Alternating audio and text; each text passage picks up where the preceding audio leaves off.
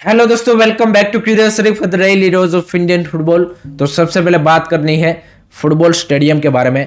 क्योंकि फैंस भी इस चीज़ के लिए काफ़ी एक्साइटेड रहते हैं कि भाई इंडिया में कितने नए फुटबॉल स्टेडियम बन रहे हैं, उसमें भी कितने फुटबॉल स्पेसिफिक स्टेडियम बन रहे हैं। क्योंकि हम सबको पता है कि एक फुटबॉल स्पेसिफिक स्टेडियम में मैच देखने का एक्सपीरियंस एंड एक ट्रैक एंड फील्ड वाले स्टेडियम में मैच देखने का एक्सपीरियंस टोटली डिफरेंट होता है। तो एट द मोमेंट अगर हम बात करें फुटबॉल स्पेसिफिक स्टेडियम की, तो इंटरनेशनल लेवल के कि जहाँ पे इंडिया ने खेल चुके हैं पास्ट में, वो है एक तो अहमदाबाद का ट्रांसस्टेडिया स्टेडियम एंड दूसरा मुंबई फुटबॉल एरिना। बाकी जो एट द मोमेंट आपके आईएसएल के क्लब मैचेस खेल रहे हैं, मोस्ट ऑफ दी स्टेडियम ऐसे है कि जहाँ पे वो ट्रैक एंड फील्ड वाले स्टेडियम है। एंड आईएसएल के भी 10 साल हो चुके हैं, लेकिन उसके बावजूद भी आप देखिए कि मोस्ट ऑफ दी क्लबों के पास ना तो खुद का स्टेडियम है, ना तो खुद की ट्रेनिंग फैसिलिटी है। जबकि 10 साल आपकी लीग को हो चुके हैं, इतना ज़्यादा पैसा क्लबों ने ऑलरेडी यहाँ पे पिछले 10 साल में यहाँ पे इन्वेस्ट किया है फुटबॉल में, बट उनके पास एज सच यहाँ पे क्या बोलते हैं कि स्टेबल एसेट कोई नहीं है। अगर आप एट द मोमेंट क्लबों की वैल्यू अगर आप इवेल्यूट करेंगे या फिर कैलकुलेट करेंगे, तो ना तो उनकी ट्रेनिंग फैसिलिटीज़ है, ना तो उनका ग्राउंड है। उनकी यहाँ पे वैल्यू कहाँ से आती है? सिर्फ प्लेयरों के यहाँ पे क्या बोलते हैं कि मार्केट वैल्यू के ऊपर है, वो डिपेंडेड है, जो कि हम सबको पता है कि ईयर बाई ईयर में भी डिटोरिएट होगी।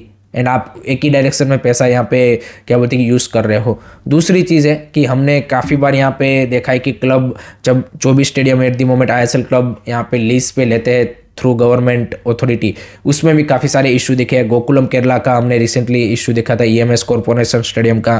पंजाब एफसी का आप देखिए जयलैंड स्टेडियम में भी रिसेंटली एक कंसर्ट था, तो उसके बाद उनको भी काफ़ी यहाँ पे वो क्या बोलते हैं कि स्टेडियम को रेडी करने में टाइम लगा। तो इस तरह के इशू अगर आपका खुद का स्टेडियम नहीं है, तो ऑब्वियसली आपको चैलेंज या फिर फेस करने पड़ेंगे। एंड एक आपका लॉन्ग टर्म विजन है, तो भाई डेफिनेटली एक आपको एज अ क्लब यहाँ पे वो कम्युनिटी को, वहाँ के लोगों को दिखाना पड़ेगा। एंड एक आपकी जो लेगेसी है उसको क्रिएट करने के लिए भी ये सारी चीज़ें भाई काफ़ी ज़्यादा एसेंशियल है किसी भी फुटबॉल क्लब के लिए ऑल ओवर द वर्ल्ड। अगर आप देखेंगे तो उसी डायरेक्शन में काम करते हुए इंडिया के ही इन्वेस्टर यहाँ पे रोहित रमेश एंड सुधीर मेनन, जो कि स्का स्पोर्ट करके उनकी यहाँ पे इन्वेस्टमेंट कंपनी है, and formerly Chennai city FC करके भी आई लीग में क्लब होता था, उनके भी ओनर थे।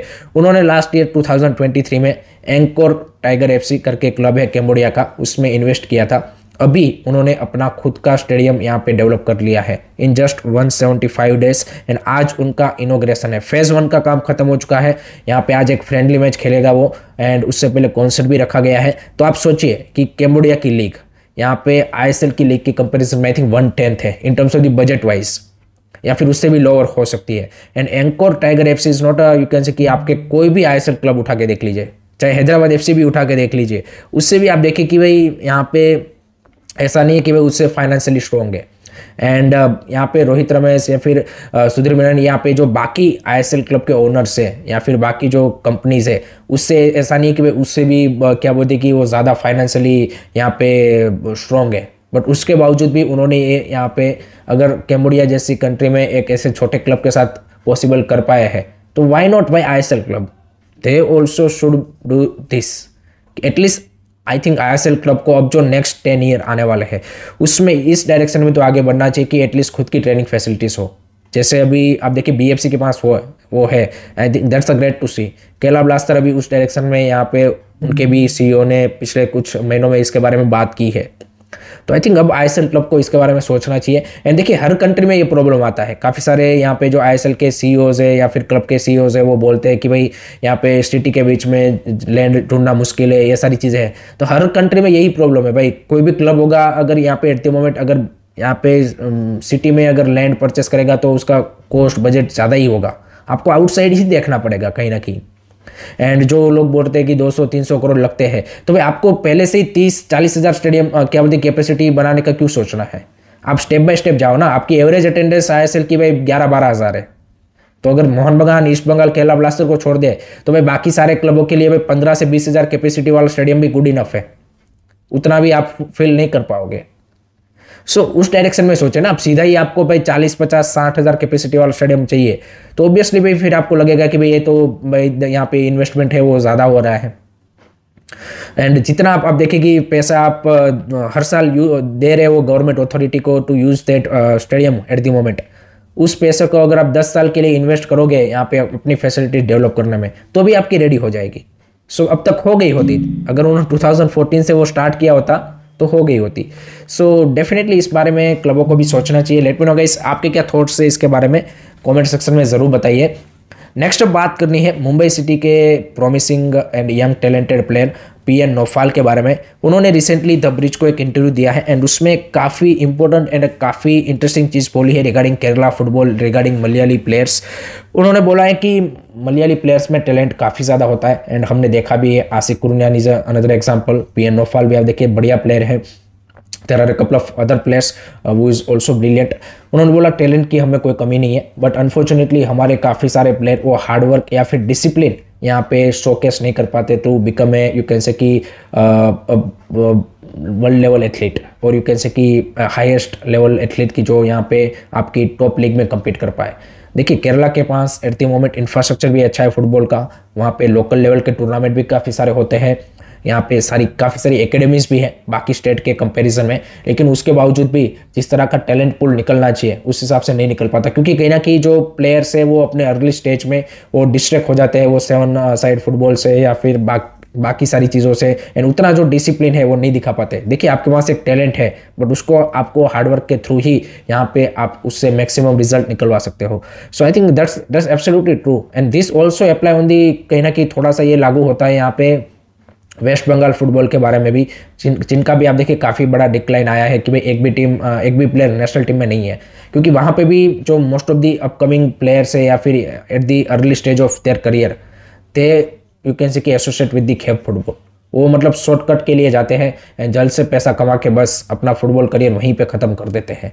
सो आई थिंक इसके लिए भाई सारे स्टेक होल्डर को यहाँ पे मिलके, पेरेंट्स को, क्लब्स, एकेडमीज, यहाँ पे स्टेट अफेयर्स को मिलके यहाँ पे क्या बोलते कि इसके बारे में एक फुल प्रूफ प्लान बनाना पड़ेगा कि किस तरह से हम ये जो टैलेंट है उनको बेटर वे में एक यहाँ पे सिस्टमिक तरीके से यहाँ पे नर्चर कर पाए, तभी जाके आपको यहाँ पे बेटर टैलेंट भी मिल पाएंगे। दोनों स्टेट के पास काफ़ी पोटेंशियल है एंड फुटबॉलिंग लविंग स्टेट है, तो डेफिनेटली वहाँ पे लोगों का भी उस तरह से क्रेज़ है। सो that's the thing. Let me know guys आप क्या सोचते हो इसके बारे में, कमेंट सेक्शन में अपने ओपिनियन ज़रूर बताइएगा। अब बात करते हैं आईएसएल के बारे में। तो कल था super Saturday and double header, तो उसमें पहला मुकाबला था Chennai FC versus Mumbai city FC के बीच में, जो कि 1-1 से ड्रॉ रहा। लेकिन आईएसएल की हिस्ट्री के पॉइंट ऑफ व्यू से ये एक काफ़ी माइलस्टोन वाला मैच था, क्योंकि 1000th मैच था ये आईएसएल की जब से शुरुआत हुई है 2014 से। Overall a very good game, दोनों टीमों ने अपनी स्ट्रेंथ के ऊपर खेला। Chennai FC was really good in counter attack, set pieces, and उसी के चलते उन्होंने पहला गोल भी स्कोर किया, जिस तरह से वो रेन एडवर्ड्स से बेहतरीन हेडर वहाँ पे मारा एंड 1-0 की उन्होंने चेन्नई एफसी को होम पे लीड दिला दी थी। लेकिन उसके तुरंत बाद जिस तरह से मुंबई सिटी एफसी ने रिस्पॉन्स किया एंड यंग नथन रोड्रिगस ने भाई बैक टू बैक मैचेस में मुंबई सिटी एफसी के लिए गोल स्कोर किया एंड उन्होंने भी वो कॉर्नर के थ्रू बेहतरीन हेडर के चलते यहाँ पे गोल को फिनिश किया। That was absolutely brilliant goal and 1-1 is the result. Chennai FC definitely यहाँ पे एक्सपेक्ट कर सकती थी कि उन्होंने भी बेटर चांसेस बनाए थे and Mumbai city FC and Peter Ketki के लिए इस सीजन की ये डिसअपॉइंटमेंट रही है कि they are not able to grinding the result. That is the there you can say कि मोस्ट डिसअपॉइंटिंग पार्ट, कि वो 3 पॉइंट नहीं निकाल पा रहे हैं कहीं ना कहीं। So they need to find solution very quickly, otherwise I think जो शील्ड की रेस है उसमें आई डोंट सी कि फिर मुंबई सिटी यहाँ पे कैचअप कर पाएगी। चेन्नई एफसी के लिए it's very positive result in a sense कि एक आप अपने स्ट्रॉन्ग टीम को हराया है यहाँ पे। अब बात करते हैं दूसरे मैच के बारे में, जो था Kolkata derby between East Bengal and Mohammedan SC, जो कि 0-0 से ड्रॉ रहा। ये थोड़ा सा केओस से भरा मैच था, क्योंकि इसमें स्टार्टिंग में ही हमें 2 रेड कार्ड देखने को मिले ईस्ट बंगाल के लिए 28 एंड 29 मिनट में टू नंदा कुमार सिकार एंड नोरम सिंह, जो कि डिजर्विंग रेड कार्ड थे। नंदा कुमार सिकार ने भी जिस तरह से वो हैंड यहाँ पे अमरजीत सिंह कियाम को मारा, that was a clear cut red.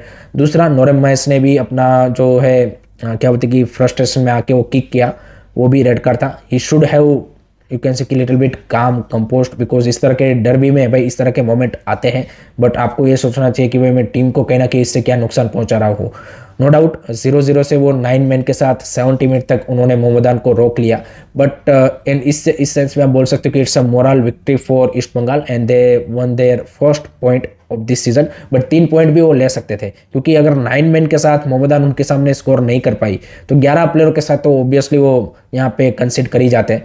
So Mohammedan का हम सबको पता है कि they have a worst conversation rate, and आज भी उन्होंने वही शोकेस किया। So that's the really disappointing side from Mohammedan SC. But East Bengal के लिए it was a great opportunity to get the 3 point, but एक ही पॉइंट उनको यहाँ पे मिला है। एंड ओवरऑल यहाँ पे काफ़ी क्राउड भी बढ़िया आया था। आई थिंक 21,000 प्लस क्राउड इस डर्बी को देखने को लिए आया था। लेट मी नो गाइस, आपके क्या ओपिनियन रहे इस मैच के बारे में, कमेंट सेक्शन में जरूर बताइए। लास्ट में बात करते हैं आज खेले जाने वाले सुपर लीग केरला के फाइनल के बारे में, जो कि है Calicut FC versus Forca Kochi FC के बीच में। एंड पहला एडिशन का ये फाइनल है, so it's going to be interesting कि कौन भाई सुपर लीग केरला का जो पहला टाइटल है वो अपने नाम करता है। एंड काफ़ी एक इंटरेस्टिंग मैच होगा। कालीकट एफसी थोड़ा सा मैं बोलूँगा कि फेवरेट है, क्योंकि ओवरऑल सीजन में उनका एक स्टेबल परफॉर्मेंस हमें देखने को मिला है।